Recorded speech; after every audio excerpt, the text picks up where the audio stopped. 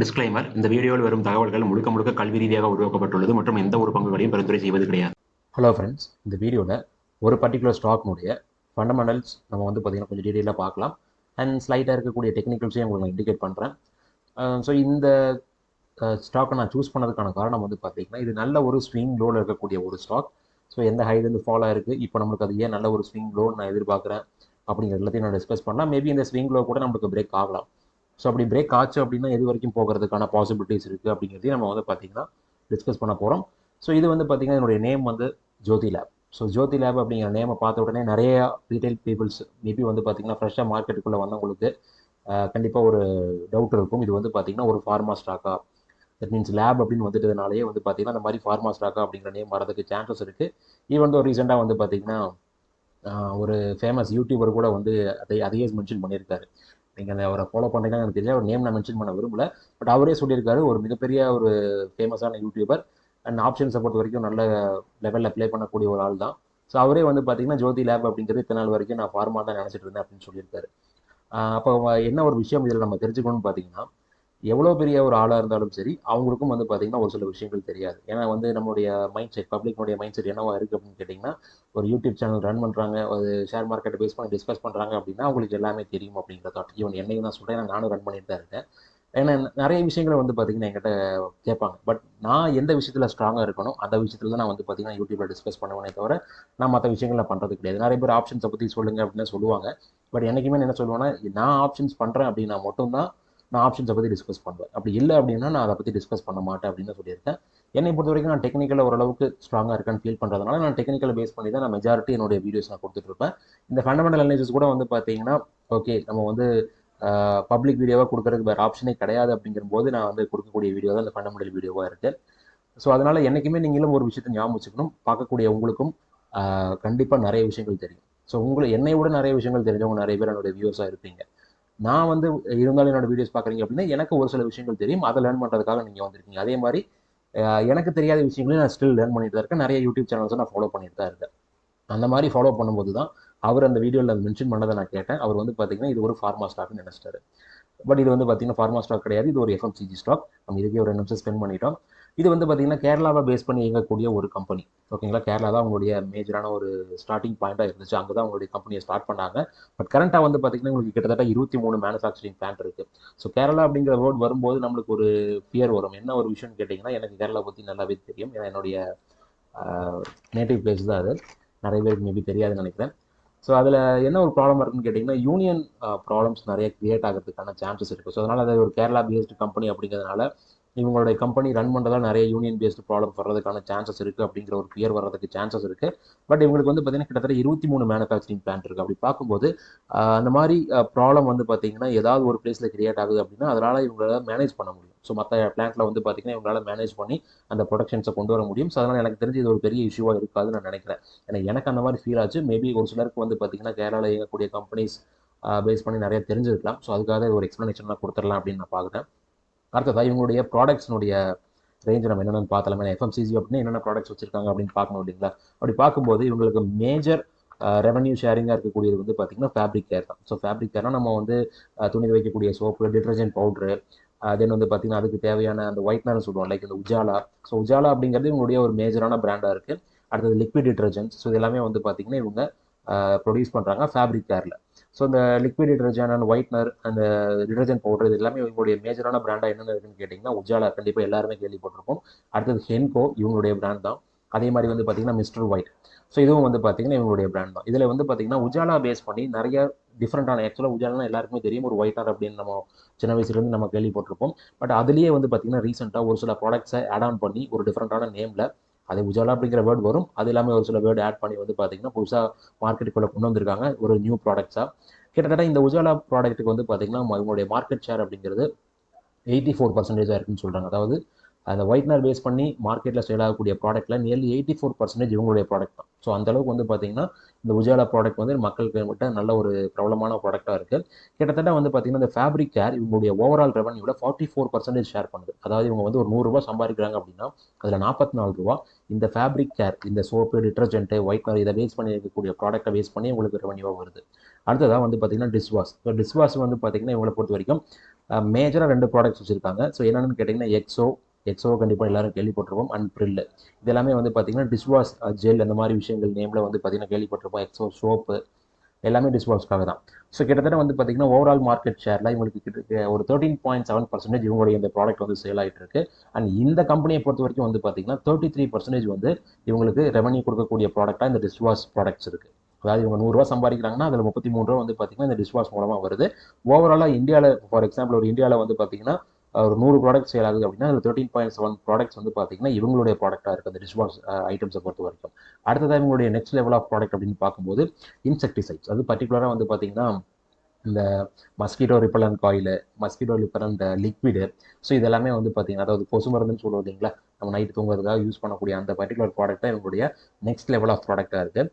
அதில் இவங்க மேஜராக இவங்களுடைய ப்ராடக்ட் வந்து என்னென்னு கேட்டிங்கன்னா மேக்ஸோ அப்படிங்கிற ஒரு ப்ராடக்ட். ஸோ இதுவும் நம்ம நிறைய பேர் கேள்விப்பட்டிருப்போம், ஆட்ஸ்ல எல்லாம் பார்த்துருப்போம். ஸோ இவங்களுடைய ப்ராடக்ட்ஸ் எல்லாமே வந்து பார்த்தீங்கன்னா ஆடில் கொஞ்சம் வந்துக்கிட்டு தான் இருக்குது. ஏன்னா ஆட் அப்படிங்கிறது கண்டிப்பாக ஒரு அட்வர்டைஸ்மெண்ட் ரொம்ப ரொம்ப முக்கியம். அதில் இவங்க ரெகுலராக வந்து பார்த்தீங்கன்னா ஆட் கொடுத்துட்டு தான் இருக்காங்க. அதில் இந்த மஸ்கிட்டோ ரிப்பலண்ட் காயிலை பொறுத்த வரைக்கும் கிட்டத்தட்ட 23.8% ஆஃப் மார்க்கெட் ஷேர் அவங்க வச்சிருக்காங்க. அண்ட் லிக்விடை பொறுத்த வரைக்கும் 8.3% ஆஃப் மார்க்கெட் ஷேர் இருக்கு. இவங்களுடைய ரெவன்யூவில் இந்த பர்டிகுலர் ஐட்டம் வந்து பார்த்தீங்கன்னா 6% வந்து கான்ட்ரிபியூட் பண்ணுது. 100 ரூபா சம்பாதிக்கிறாங்கன்னா அதில் 6 ரூபா வந்து பார்த்தீங்கன்னா இந்த ஒரு ப்ராடக்ட்ஸ் மூலமாக அவங்களுக்கு வந்து ப்ராஃபிட்ஸ் வந்துட்டு இருக்கு அப்படின்னு சொல்றாங்க. பட் இதில் என்ன ஒரு முக்கியமான விஷயம்னு கேட்டிங்கன்னா இந்த ப்ராடக்ட்னுடைய இவங்களுடைய சேல்ஸ் வந்து கொஞ்சம் கொஞ்சமாக ரெடியூஸ் ஆகிட்டு இருக்கு அப்படிங்கிறத இவங்களே மென்ஷன் பண்ணியிருக்காங்க. அடுத்ததான் வந்து பார்த்தீங்கன்னா ஃபைனல் இருக்கக்கூடிய ஐட்டம்ஸ் பார்க்கும்போது personal care. So personal care அப்படிங்கும்போது நம்ம body soap, hand wash, toothpaste இந்த மாதிரி விஷயங்களில் வந்து பார்த்தீங்கன்னா இன்வால்வ் ஆயிருக்காங்க. இது மூலமாக இவங்களுடைய ரெவன்யூ கிட்டத்தட்ட 13% வருதுன்னு சொல்கிறாங்க. அதாவது 100 ரூபா சம்பாதிக்கிறதுல 13 ரூபா இந்த பர்டிகுலர் ப்ராடக்ட்ஸ் மூலமாக தான் இவங்களுக்கு ரெவன்யூவாக வருதுன்னு சொல்கிறாங்க. அதில் இவங்களுடைய ஒரு மோஸ்ட் இம்பார்ட்டண்டான ப்ராடக்ட் நம்ம பார்க்கும்போது மார்கோ சோப் இருக்குது. ஸோ இதெல்லாமே வந்து பார்த்தீங்கன்னா இவங்களுடைய ப்ராடக்ட்ஸ் ஐட்டம்ஸ். அண்ட் இதில் வந்து பார்த்தீங்கன்னா இந்த ப்ராடக்ட்ஸ் எல்லாத்துலேயுமே வந்து நிறைய நியூ லான்ச்சஸ் கொடுத்துக்கிட்டே இருக்காங்க. ஏன்னா இதில் பொறுத்த வரைக்கும் யார் வேணாலும் ஈஸியாக மேக் பண்ணலாம். நம்ம வீட்டில் இருந்து கூட வந்து பார்த்தீங்கன்னா ஒரு சில இன்க்ரீடியன்ஸ் ஆட் பண்ணி நம்மளால கூட இந்த சோப்பு, இந்த டிட்டர்ஜென்ட் பவுடர் எல்லாத்தையும் நம்மளால கிரியேட் பண்ண முடியும். ஸோ அதனால கண்டிப்பாக வந்து பார்த்தீங்கன்னா மார்க்கெட் ஷேரை கண்டினியூஸாக ஹோல்டு பண்ணுறதுக்கு இவங்க புது புது ஐட்டம்ஸாக டிஃப்ரெண்ட் நேம்ஸில் இவங்க கொடுத்துக்கிட்டு தான் இருக்கணும். ஏன்னா நிறைய இவங்களுடைய காம்படிட்டர் கம்பெனிஸும் அதையே தான் பண்ணுறாங்க. ஒரே ஒரு நேமில் வந்து பார்த்தீங்கன்னா கண்டிப்பாக எந்தவித எஃப்எம்சிஜி கம்பெனியும் ப்ராடக்ட்டை லான்ச் பண்ணிக்கிட்டே இருக்க மாட்டாங்க. ஸோ கண்டிப்பாக வந்து பார்த்தீங்கன்னா நிறைய சேஞ்சஸ் இருந்துகிட்டு தான் இருக்க போகுது. ஸோ இப்போ இதெல்லாம் தான் இவங்களுடைய மேஜரான ஒரு ரெவன்யூ பார்ட்டாக இருக்குது. அடுத்ததாக வந்து பார்த்தீங்கன்னா இவங்களுக்கு அர்பனில் வந்து கிட்டத்தட்ட 60% ஆஃப் சேல்ஸும் இருக்குது. அண்ட் ரூரல் ஏரியாவில் 40% ஆஃப் சேல்ஸை வந்து இவங்க ஹோல்டு பண்ணுறாங்க. அடுத்தது இப்போது இவங்களுடைய ஃபண்டமெண்டல் அதர் ஃபேக்டர்ஸ்குள்ளே வரும்போது இவங்களுடைய மார்க்கெட் கேபிட்டல் வந்து பார்த்தீங்கன்னா 9,026 கோடியாக இருக்குது. ஸோ எல்லாருக்கும் ஹாப்பி ஹோலி அதையும் நான் சொல்லிக்கிறேன். ஏன்னா ஸ்க்ரீனை பார்த்தோன்னு தான் எனக்கும் தெரிஞ்சுது, மறந்துட்டேன் அந்த விஷயத்தை. ஸோ உங்களுடைய மார்க்கெட் கேபிட்டல் 9,000 கோடி கிட்டத்தட்ட இருக்குது. கரண்ட் ப்ரைஸ் வந்து பார்த்தீங்கன்னா 246, கிட்டத்தட்ட 52 வீக் ஹை வந்து 400 ருபீஸ்லேருந்து நமக்கு ஃபாலோ ஆயிருக்கு. பட் இவங்களுடைய 52 வீக் ஹையோட ஆல் டைம் ஹை பார்த்தீங்க அப்படின்னா 596. ஸோ 596லேருந்து 246 வரைக்கும் வந்திருக்கு. இப்போ பார்த்தீங்கன்னா மோர் தேன் 50% வந்து பார்த்தீங்கன்னா ஒரு பெரிய ஃபாலோ இந்த ஷேர் கொடுத்துருக்கு. இந்த பர்சன்டேஜ் இந்த வேல்யூஸ்லாம் சொல்லும்போது ரொம்ப கேர்ஃபுல்லாக இருக்கணும் அப்படிங்கிறத நினைக்கிறேன். பட் இருந்தாலும் ஃபண்டமெண்டல்ஸ் விஷயங்களை டிஸ்கஸ் பண்ணும்போது சொல்கிறதுல ப்ராப்ளம் இல்லைன்னு நினைக்கிறேன். ஒருத்தர் கூட சொல்லியிருந்தாங்க பர்சன்டேஜ்லாம் டிஸ்கஸ் பண்ணாதீங்க அப்படின்ட்டு. பட் நான் இவ்வளோ பர்சன்டேஜ் ஏறும்னு நான் சொல்ல கிடையாது. இவ்வளோ பர்சன்டேஜ் வந்து பார்த்தீங்கன்னா ஆல்ரெடி இறங்கியிருக்கு அப்படின்னு நான் சொல்கிறேன். ஸோ அதுக்கு டிஃப்ரென்ஸ் இருக்குது. மேபி இந்த யூடியூப் அல்காரிதம் வந்து அதை கரெக்டாக கேப்சர் பண்ணிக்கும்னு நினைக்கிறேன். அடுத்ததாக வந்து பார்த்தீங்கன்னா உங்களுடைய ஸ்டாக் பிஇ 26.1. ஸோ இது ஓரளவுக்கு வந்து பார்த்தீங்கன்னா ஒரு லோ பிஇ கிடையாது, ஓரளவுக்கு மாடரேட்டான பிஇ மாதிரி தான் இருக்குது அப்படின்னு நம்ம ஃபீல் பண்ணுறோம். பட் இந்த பர்டிகுலர் ஷேருக்கு இது வந்து பார்த்தீங்கன்னா ஒரு லோயஸ்ட் பிஇ அப்படிங்கிறத நம்ம தெரிஞ்சுக்கலாம். அது எப்படி அப்படிங்கிறது உங்களுக்கு சொல்கிறேன். என்னுடைய புக் வேல்யூ ரொம்ப ரொம்ப கம்மியாக இருக்கும், 39.2. ஸோ நீங்கள் ஒரு எஃப்எம்சிஜியில் மோஸ்ட் இம்பார்ட்டண்டான ஸ்டாக் நீங்கள் ஐடிசி எடுத்துக்கிட்டிங்கன்னா அப்படின்னாலும் கூட அதனுடைய புக் வேல்யூவோட கிட்டத்தட்ட பல மடங்கு அதிகமாக தான் வந்து பார்த்தீங்கன்னா ஷேர் ப்ரைஸ் இருக்கும். ஸோ இது வந்து எனக்கு தெரிஞ்சு இந்த பர்டிகுலர் செக்மெண்ட் இருக்கக்கூடிய ஷேர்ஸுக்கு இது இந்த மாதிரி தான் ஒர்க் அவுட் ஆகும்னு நினைக்கிறேன். அடுத்ததான் டிவிடெண்ட் நல்ல ரேஞ்சில் கொடுக்கக்கூடிய ஒரு ஷேராக தான் இருக்குது. நெக்ஸ்ட்டு எங்களுடைய ROC வந்து பார்த்தீங்கன்னா 37%, ROE 29%. இது எல்லாமே வந்து பார்த்தீங்கன்னா சூப்பராகவே இருக்குன்னு சொல்லணும். இதே மாதிரி தான் most of the FMCG shares எல்லாமே இந்த மாதிரி தான் இருக்குது. அடுத்ததாக டெப்ட் வந்து பார்த்தீங்கன்னா 53 கோடி இருக்கிற மாதிரி காமிச்சிருக்காங்க. பட் இவங்களுக்கு இது டெப்ட் கிடையாது. அது என்ன ஒரு விஷயம் அப்படிங்கிறது நான் உங்களுக்கு சொல்ல வரேன். அடுத்ததாக வந்து பார்த்தீங்கன்னா EPS, that means earnings per share வந்து பார்த்தீங்கன்னா 9 ருபீஸ் இருக்குது.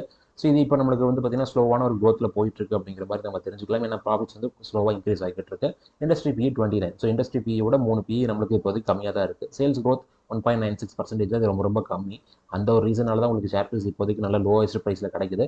அடுத்ததாக ப்ராஃபிட் க்ரோத்தும் நெகட்டிவ்ல இருக்குது. ஸோ எல்லாமே இப்போதைக்கு நம்மளுக்கு வந்து பார்த்தீங்கன்னா எஃப்எம்சிஜி செக்டாருக்கு நெகட்டிவாக தான் இருக்குன்னு நம்ம சொல்லணும். ஏன்னா எஃப்எம்சிஜி செக்டார் வந்து பார்த்தீங்கன்னா இப்போதைக்கு ரீசெண்டாக ஒரு பெரிய ஒரு ஃபாலில் ஒரு ஒரு கிட்டத்தட்ட ஒரு பாட்டமில் இருக்குது. அண்ட் ஆல்சோ ஒரு லாங் கன்சல்டேஷனுடைய பாட்டமில் இருக்குது. அந்த அளவுக்கு வந்து பார்த்தீங்கன்னா ஒரு பெரிய ஃபாலை கொடுத்துருக்கு. இவங்களுடைய டெப்ட் வந்து பார்த்தீங்கன்னா நம்மளுக்கு 53 crores அப்படின்னு காமிச்சிருக்காங்க இல்லைங்களா. அதில் டெப்ட் ஈக்விட்டி வந்து பார்த்தீங்கன்னா 0.04 தான். ரொம்ப ரொம்ப லோயஸ்ட் டெப்ட் அப்படிங்கிறத அது இண்டிகேட் பண்ணியிருக்கு. பட் இருந்தாலும் இதவே நம்ம டெப்டாக எடுத்துக்க வேண்டாம்னு தான் நான் சொல்லுவேன். அதுக்கான காரணத்தையும் நான் உங்களுக்கு பின்னாடி சொல்கிறேன். அடுத்ததான் வந்து பார்த்தீங்கன்னா இவங்களுடைய நெட் ப்ராஃபிட் லாஸ்ட் குவார்ட்டரில் தட் மீன்ஸ் லாஸ்ட் இயரில் 343 crores இருக்குது. சேல்ஸ் வந்து பார்த்தீங்கன்னா 2893 crores இருக்குது. ஷேர்ஸ் எதுவும் டச் பண்ண கிடையாது. ப்ரைஸ் டு புக் வேல்யூ கொஞ்சம் அதிகமாக தான் இருக்குது, 6.28. நம்ம இதை பற்றி டிஸ்கஸ் பண்ணிட்டோம். இன்டென்சிக் வேல்யூ வந்து பார்த்தீங்கன்னா 168 இருக்குது. ஏர்னிங்ஸ் ஈல்டு 5.21 இருக்குது. இதெல்லாமே நம்மளுக்கு வந்து பார்த்தீங்கன்னா ஓரளவுக்கு டீசெண்டாக இருக்கக்கூடிய வேல்யூஸ் தான். மோஸ்ட்டாக நம்மளுக்கு ப்ராப்ளமாக இருக்கக்கூடியது இந்த சேல்ஸ் க்ரோத்தும் இந்த ப்ராஃபிட் க்ரோத்தும் தான். ஸோ அது கண்டிப்பாக நம்மளுக்கு இன்க்ரீஸ் ஆயிருச்சு அப்படின்னா கண்டிப்பாக இந்த ஷேர் ப்ரைஸ் நம்மளுக்கு ரெக்கவர் ஆக ஆரம்பிச்சிடும். அடுத்ததான் நான் உங்களுக்கு இன்னொரு விஷயம் சொல்லியிருந்தேன், PE value. So PE value நம்மளுக்கு 26 இருக்குன்னு சொல்லியிருந்தோம். அந்த 26ம் ஓரளவுக்கு லோயஸ்ட் பின்னு சொன்னதுக்கான காரணம் நீங்கள் லாஸ்ட் 10 years PE எடுத்து பாருங்க. அண்ட் இவங்களுடைய ஆவரேஜ் PE வேல்யூ நீங்கள் செக் பண்ணி பார்த்தீங்க அப்படின்னா கிட்டத்தட்ட ஆவரேஜ் PE 56 இருக்குது.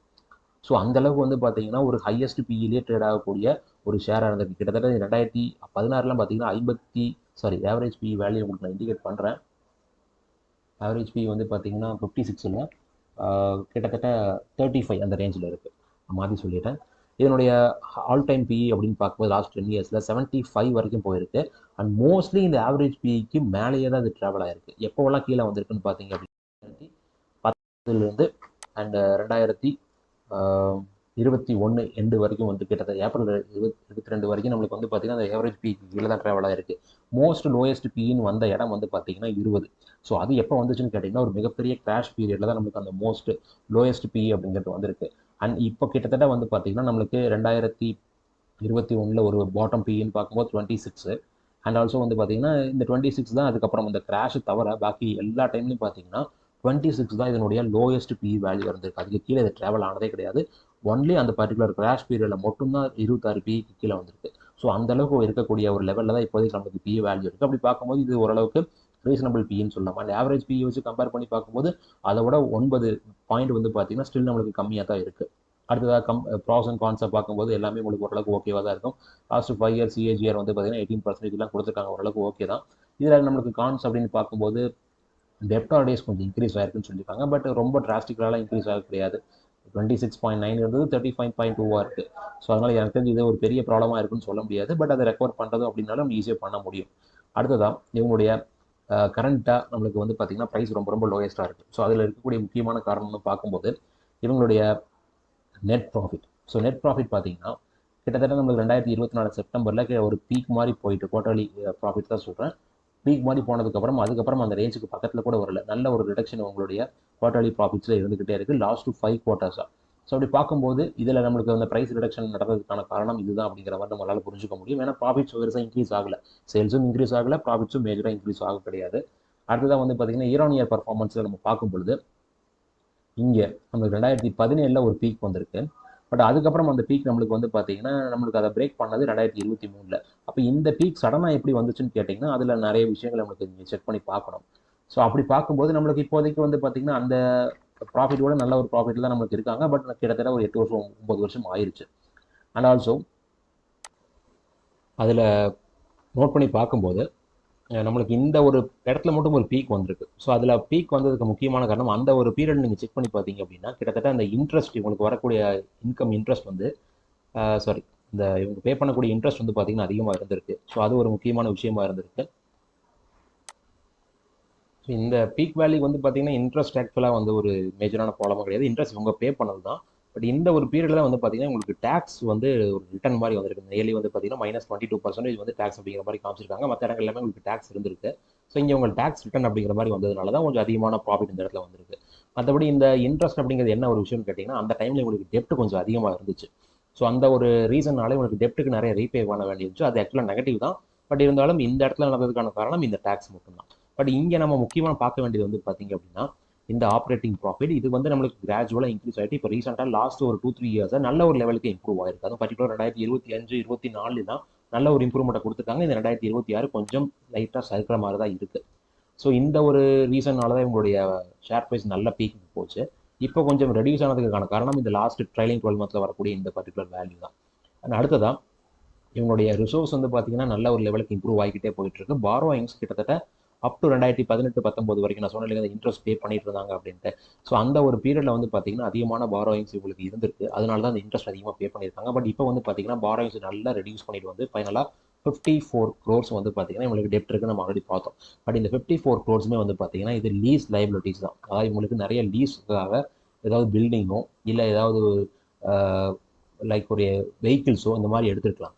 ஸோ அந்த மாதிரி ஒரு விஷயத்துக்காக மட்டும்தான் அவங்க வந்து பார்த்தீங்கன்னா டெப்ட் வச்சிருக்காங்களே தவிர இவங்களுக்கு வந்து பார்த்தீங்கன்னா ஒரு ஷார்ட் டேர்ம் டெப்ட்டோ லாங் டேர்ம் டெப்ட்டோ எதுவுமே கிடையாது. எல்லாத்தையுமே நில் பண்ணிட்டாங்க. இது ஒரு மோஸ்ட் பாசிட்டிவான விஷயம்.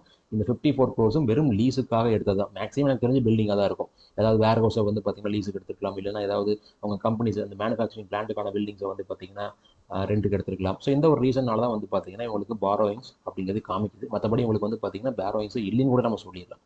அடுத்ததான் இப்போது முக்கியமான விஷயம் பார்க்கும்போது கேஷ் ஃப்ளோ லாஸ்ட் 2 இயர்ஸாக வந்து கொஞ்சம் நெகட்டிவாக போயிருக்கு. அண்ட் அடுத்ததான் வந்து பார்த்தீங்கன்னா டெப்டார்டேஸ் இன்க்ரீஸ் ஆயிருக்குன்னு சொல்லியிருந்தாங்க இல்லைங்களா, அதை நம்ம இந்த இடத்துல வந்து பார்த்தீங்கன்னா நோட் பண்ண முடியும்.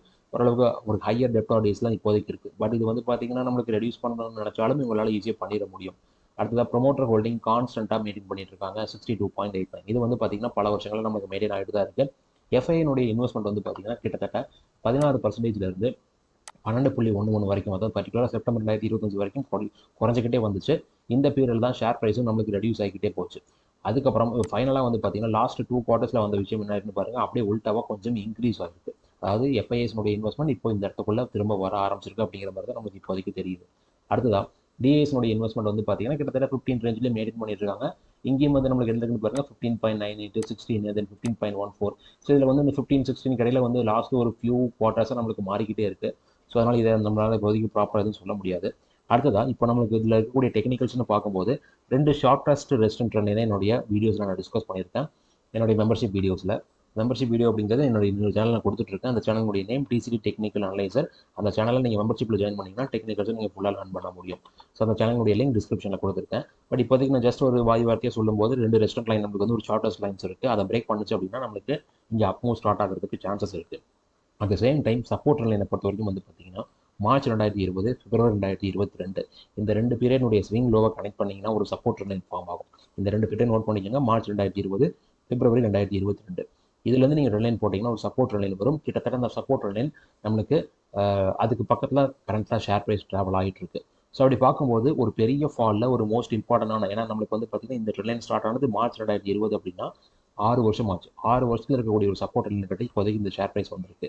இதுக்கு முன்னாடியும் ஒரு சப்போர்ட் லைன் இருந்துச்சு. அது வந்து பார்த்தீங்கன்னா 2011, 2012, 2014, 2016, 2017, 2018 இந்த பாட்டம்ஸ் எல்லாத்தையும் நீங்கள் கனெக்ட் பண்ணிங்கன்னா ஒரு பெரிய ஒரு மோஸ்ட் லாங் சப்போர்ட் லைன் வந்துட்டு இருந்துச்சு. அது வந்து பார்த்தீங்கன்னா நம்மளுக்கு ஏப்ரல் 2019 அந்த கொரோனா ஃபால் அந்த டைமுக்கு கொஞ்சம் முன்னாடி அதை சப்போர்ட் லைனை பிரேக் பண்ணி தான் அந்த கொரோனா ஃபாலே வந்துச்சு. அதுக்கப்புறம் அந்த சப்போர்ட் லைனை ஜூலை 2023 பிரேக் பண்ணதுக்கப்புறம் நான் சொன்னேன் இல்லைங்க 2024, 2025 நல்ல ஒரு ப்ராஃபிட்டு. அந்த ப்ராஃபிட் டைமில் தான் ஆல்ரெடி ஒரு most long support line break ஆனது. அது நம்மளுக்கு ஆக்சுவலாக ரெஸ்டண்ட்டாக ஒர்க் அவுட் ஆகணும். பட் ஒர்க் அவுட் ஆகாமல் டேரெக்டாக பிரேக் பண்ணாங்க ஜூலை 2023. கரெக்டாக அந்த 2024 ப்ராஃபிட்டும் 25 ப்ராஃபிட்டும் வர்றதுக்கு ஒரு வருஷத்துக்கு முன்னாடி அந்த ரெஸ்டண்ட்டை பிரேக் பண்ணதுக்கப்புறம் ஒரு மிகப்பெரிய அப்மூவ் போயிட்டு 596 அப்படிங்கிற ஹையை வந்து ஹிட் பண்ணுச்சு. ஒரு மிகப்பெரிய புல் ரன்னே சொல்லி ஆகணும். அதுக்கப்புறம் திரும்ப ஃபால் ஆக ஆரம்பிச்சது. அந்த ஃபால் ஆக ஆரம்பிக்கும் போது இந்த லாங் சப்போர்ட் லைன் 2011 2018 வரைக்கும் இருந்த ஒரு லாங் சப்போர்ட் லைன் நம்மளுக்கு திரும்பவும் பிரேக் ஆயிடுச்சு. பட் அது பிரேக் ஆகிறதுக்கான வாய்ப்புகள் இருக்குது அப்படிங்கிறத நான் ஆல்ரெடி எனக்கு சொல்லியிருந்தேன் என்னோட வீடியோஸில் பர்டிகுலர் டெக்னிக்கல் அனாலிசிஸ் பண்ணும்போது. ஏன்னா மார்க்கெட் டபுள் டாப்பை இந்த பர்டிகுலர் ஷேரில் ஃபார்ம் பண்ணிவிட்டு அந்த டபுள் டாப்னுடைய நெக் பாயிண்ட்டை பிரேக் பண்ண அந்த பீரியடில் தான் நான் சொல்லியிருந்தேன் இந்த சப்போர்ட் லைன் பிரேக் ஆக சான்சஸ் இருக்குது. அடுத்ததாக இருக்கக்கூடிய செகண்ட் சப்போர்ட் லைனா மார்ச் 2020, பிப்ரவரி 2022 டச் பாயிண்ட் இருக்கக்கூடிய சப்போர்ட் ட்ரெண்ட் லைன் தான் நான் வந்து ஒரு இம்பார்ட்டண்டான லெவலாக டிஸ்கஸ் பண்ணியிருந்தேன் என்னுடைய ப்ரீவியஸ் வீடியோஸில். அந்த ட்ரெண்ட் லைன் கிட்டத்தட்ட நியர்லி ரீச், எக்ஸாக்டாக ரீச் ஆகல, அதுலேருந்து கொஞ்சம் தள்ளி தான் இப்போ கரண்ட்டாக ஷேர் ப்ரைஸ் ட்ராவல் ஆகிட்டு இருக்கு. ஒருவேளை நம்மளுடைய ஷேர் இப்போ இங்கேருந்து வந்து பார்த்தீங்கன்னா பவுன்ஸ் பேக் ஆகுது அப்படின்னா நம்மளுக்கு நல்ல ஒரு அப்போ வரதுக்கு சான்சஸ் இருக்குது. பட் அந்த சப்போர்ட் லைன் நம்ம இப்போ இருக்கக்கூடிய செகண்ட் சப்போர்ட் லைன் நம்மளுக்கு பிரேக் ஆயிடுச்சு அப்படின்னா நம்ம முக்கியமாக நோட் பண்ண வேண்டியது வந்து பார்த்தீங்கன்னா பிப்ரவரி 2022 வந்த ஸ்விங் லோ, அதை தான் நம்ம அடுத்த கட்ட சப்போர்ட்டாக சூஸ் பண்ணுற மாதிரி இருக்கும். இன்பிட்வீன்ஸில் உங்களுக்கு மைனர் சப்போர்ட்ஸ் நிறைய இடங்கள் இருக்குது. பட் என்னால் இந்த வீடியோவில் அதை டிஸ்கஸ் பண்ண முடியாது. இந்த வீடியோ பொறுத்த வரைக்கும் டிஸ்கஸ் பண்ணது எல்லாமே ஒரு ஃபண்டமெண்டல் அனாலிசிஸ் அண்ட் ஒரு ஸ்மால் டெக்னிக்கல் வியூ தான். இதை பேஸ் பண்ணி யாரும் ட்ரேடர் இன்வெஸ்ட் பண்ண வேண்டாம். ரொம்ப நன்றி இந்த வீடியோ பார்த்துருக்கு. இந்த வீடியோவோட டிஸ்கிரிப்ஷனில் angel one Zerodha demat account open பண்ணுறதுக்கான லிங்க் கொடுத்துருக்கேன். அதை யூஸ் பண்ணி உங்களுடைய யூடியூப் சேனல் சப்போர்ட் பண்ணுங்க. அட் த சேம் டைம் இந்த வீடியோவை லைக் பண்ணுங்க, ஷேர் பண்ணுங்க, அண்ட் ஆல்சோ நம்ம யூடியூப் சேனலுக்கு சப்ஸ்கிரைப் பண்ணுங்க. ரொம்ப நன்றி.